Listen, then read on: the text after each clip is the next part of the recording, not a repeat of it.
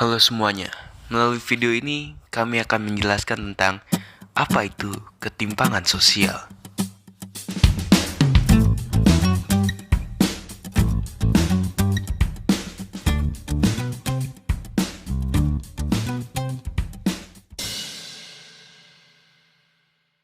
Dikutip dari KBBI, ketimpangan sosial merupakan keadaan yang terjadi karena adanya kesenjangan atau ketidakseimbangan akses untuk mendapat dan memanfaatkan sumber daya yang tersedia.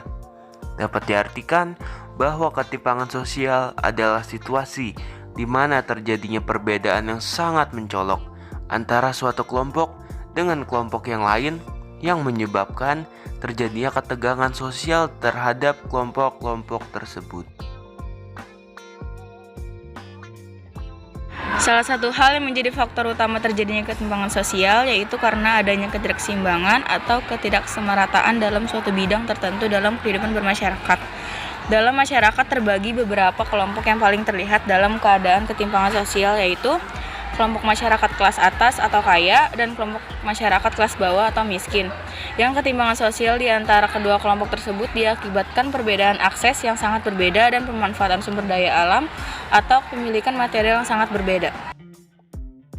Sumber lain menyebutkan bahwa ketimpangan sosial dapat terjadi karena yang pertama, ada ketidaksiapan menerima perubahan. Ketidaksiapan itu dapat terjadi karena dua faktor, yaitu A. Faktor kultural atau internal, yaitu faktor ketimpangan sosial yang berasal dari dalam masyarakat itu sendiri. Biasanya terjadi karena rendahnya kualitas atau kurang mampunya suatu masyarakat, terutama dalam beradaptasi sehingga membuat masyarakat tidak siap untuk menghadapi perubahan atau dalam menghadapi adanya suatu hal yang baru. Contohnya, yaitu para pedagang yang telah menggunakan akses internet atau media sosial untuk berdagang dan memasarkan produknya. Namun ada juga pedagang yang belum bisa beradaptasi terhadap perubahan tersebut sehingga kalah saing dan mengakibatkan ketimpangan sosial. B. Faktor struktural atau eksternal, yaitu faktor yang mengakibatkan ketimpangan sosial karena hambatan dari luar yang berkaitan erat dengan tata kelola yang merupakan kebijakan pemerintah dalam menangani masyarakat. Contohnya, yaitu masalah jaringan internet yang lambat, yang dapat memengaruhi aktivitas suatu masyarakat, terutamanya masyarakat bawah yang berbeda dengan masyarakat atas, yang memiliki akses internet yang lebih lancar sehingga menyebabkan ketimpangan sosial. 2. Kebijakan pembangunan yang kurang tepat. Contohnya, dalam pembangunan infrastruktur yang harus mengorbankan beberapa aspek. Oleh sebab itu, kebijakan pembangunan perlu memperhatikan beberapa aspek seperti tempat dan kondisi penduduk setempat, agar manfaat dari pembangunan dapat merata dan semua rakyatnya sejahtera. 3. Tingkat pertumbuhan pembangunan yang tidak merata. Contoh yang paling terlihat yaitu kondisi demografis antara perkotaan dan pedesaan. Kondisi demografis ini menunjukkan segala aspek yang berkaitan dengan jumlah penduduk, komposisi penduduk, dan persebaran penduduk. Kondisi sosial dan ekonomi juga berpengaruh. Perbedaan dalam kondisi sosial ekonomi antara kota dan desa adalah A. Perkotaan cenderung memiliki penduduk yang besar, tenaga kerjanya berkualitas karena memiliki latar belakang pendidikan yang tinggi, dan juga lapangan pekerjaan yang beragam. B. Desa cenderung memiliki jumlah penduduk yang kecil, latar belakang pendidikan rendah sehingga kualitas pekerjaan yang rendah, dan juga sempitnya lapangan pekerjaan. 4. Institusi politik dan ekonomi yang cenderung eksklusif.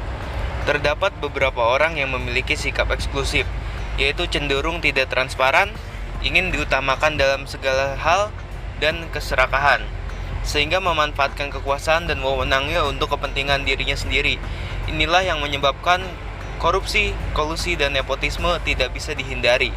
Sikap eksklusif ini merupakan kebalikan dari sikap inklusif atau terbuka. Sikap eksklusif mengakibatkan kekayaan yang seharusnya dimanfaatkan secara merata untuk masyarakat, dipakai untuk memperkaya dirinya dan kelompoknya, sehingga terjadinya ketimpangan sosial yang dimana yang kaya akan semakin kaya dan yang miskin akan semakin miskin. Yang kelima, adanya bias akibat globalisasi Contohnya yaitu, di masa sekarang yang segalanya membutuhkan teknologi, orang yang dicari perusahaan biasanya yang lebih paham teknologi dan memiliki keterampilan dalam bidang produksi. Karena itu, terjadilah bias terhadap pihak yang tidak memiliki keterampilan. Dan tidak sedikit juga yang merasakan ketimpangan keterampilan atau skills, penghasilan, perlindungan kerja, dan kesejahteraan antara pekerja keterampil dan tidak terampil.